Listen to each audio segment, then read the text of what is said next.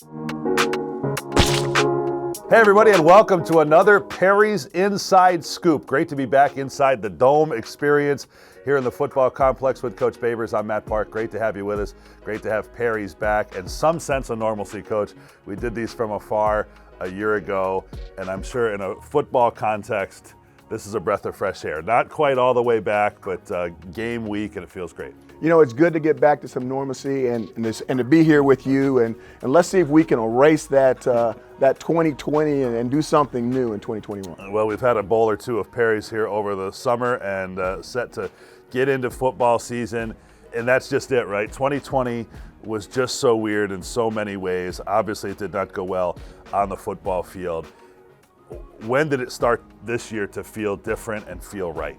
The very first day of spring ball. The very first day of spring ball, and maybe if you want to go one day before or a day before that, when those 6 super seniors were in my office and they all said they were going to come back, I said, this is going to be different. It's going to be right. So we're excited about getting started, and we're waiting to see where this is going to lead us. This concept of super seniors will be following throughout college sports this entire year, particularly in football, where there's such a difference between a 23-year-old and an 18-year-old, particularly on the line, and that's where most of your guys are. The people we're talking about primarily are people like Aaron Service and Josh Black. What can they give you, and is it in the locker room, on the field? How do you measure their impact? Well, I'll tell you what, it was a classic example just actually yesterday. We practice ended, and when practice ends, I pull the team together and I go through my checklist. And we were practicing in 2 different venues. We pulled the team together. We ran out to the second venue, and there was Chris Elmore imitating me.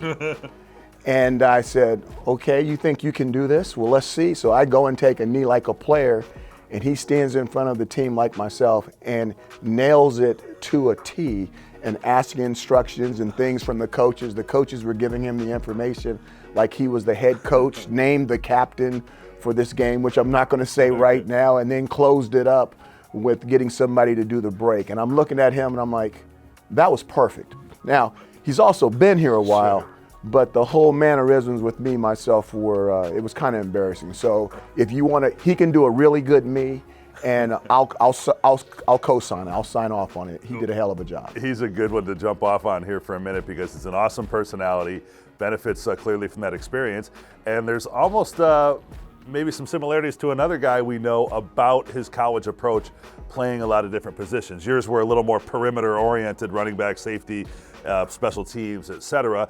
And he's been more on the interior of the field, but he impacts the game in a lot of ways. He really does. He has such a great mind for the game, but also there's, I like to, and I don't mean this in a negative way, there's a street side to him. He understands what people are going through, and he's one of those guys that not only can he help you on the football field, but he can help you in the locker room as well.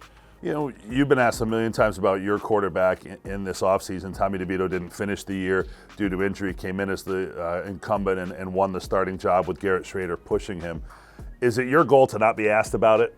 Right? I think, not to put words in your mouth, but it looks like you want somebody to go out there and win the job. Is that why you're playing too? I'm playing too so I can find one. Right. And I want to play one to the till. If you're a collegiate athlete at any position, this is any position on our football team, you're gonna be unselfish because that's what you need to be inside of a family. But if you're the best and you're clearly the best, you want to play as much as you can. And when you're tired, come out of the game and your backup can go in. And when you catch your breath and you get your water, then you need to be back out there because you're the best. And I think that any competitive person would want that at every single position. So when you get someone that says, hey, I feel like I should be the guy, but I'm going to do whatever the coaches say, that's a team player. There's nothing wrong with them feeling like they should be the guy. But I want it to be so clear that we have a Rudy situation where everybody's coming in, throwing their jersey on top of my desk saying, Coach, you need to play this guy. And if I hadn't done it by then I'm sure that I would. How much do you lean on these other guys, the other 21 plus positions on the field in terms of everybody doing their part? You look at the depth chart, Deuce Chestnut would be an exception. Everybody's played. Yeah. You know what? The big thing is that everybody has to get better. It doesn't matter who the quarterback is. It doesn't matter who the starting free safety is or strong safety.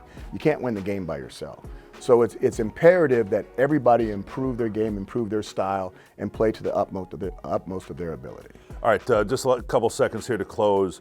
As we approach the year, I'm curious how you view kind of a fresh start here and getting going this particular season, and who you think this 2021 team can be.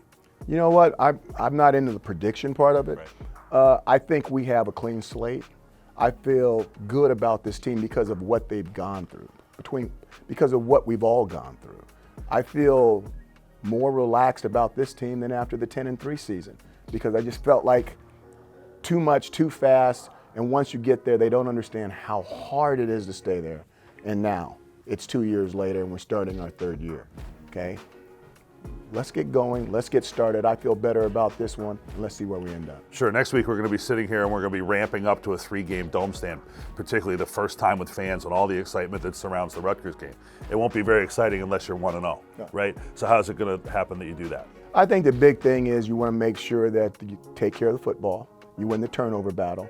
You try to get through special teams as clean as you can the first time out. There's always something that happens. There's going to be some kind of adversity during the game, and we need to handle that adversity. And then you have to win the fourth quarter. Particularly on the road, always can count on adversity, and certainly the largest overarching elephant in the room for adversity, knock on wood, for the most part, seems to be abating, and we'll see just how that affects the season this year, Coach. Starting with a fresh slate here, looking forward to it. Best of luck. Thank you, Matt. Orange head coach Dino Babers getting ready for the start of the season at Ohio Saturday night at 7. We thank you for joining us on the Perry's Inside Scoop.